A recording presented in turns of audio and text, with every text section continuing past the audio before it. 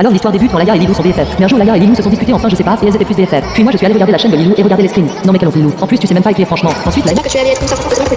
Fini, regardez les insultes et les menaces que Lilou a fait à Laïa. À ce moment-là, je suis allé analyser la chaîne de Lilou et elle a fait une vidéo comme quoi elle va Laïa l'année prochaine, c'est-à-dire en 2025. Mais j'ai fait ma petite enquête de mon côté et j'ai découvert que c'était la fausse Lilou. Lilou. Cela fait maintenant 1 an qu'on n'a pas eu de nouvelles. Jusqu'à qu'elle soit de retour ce mardi 5 août. Bref, je vais tout vous expliquer. Mais avant, like et abonne-toi.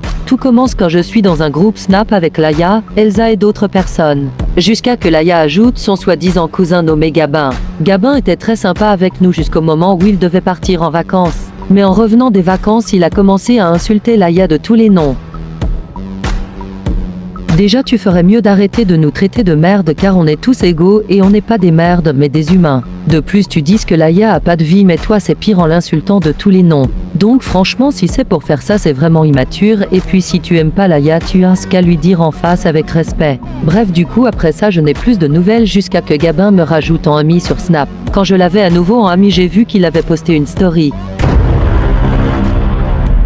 J'étais sous le choc du coup j'ai prévenu Laïa de fermer toutes ses portes et fenêtres. Et ce que j'ai remarqué c'est que ce comportement et cette orthographe m'avaient l'air familier. Du coup je me suis dit que c'était quelqu'un d'autre qui se faisait passer pour une personne qui n'existe pas. Et je n'avais pas tort. Et oui c'est pas un rêve, vous ne rêvez pas, c'était la fausse Lilou qui faisait plein de menaces de mort à Laïa. Mais ce qui m'a choqué le plus c'est qu'elle a forcé Laïa à faire croire qu'elle avait un cousin pour qu'elle s'infiltre dans le groupe.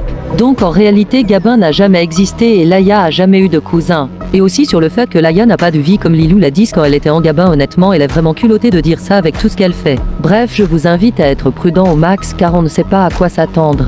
Dans tous les cas je vous souhaite une bonne journée ou soirée.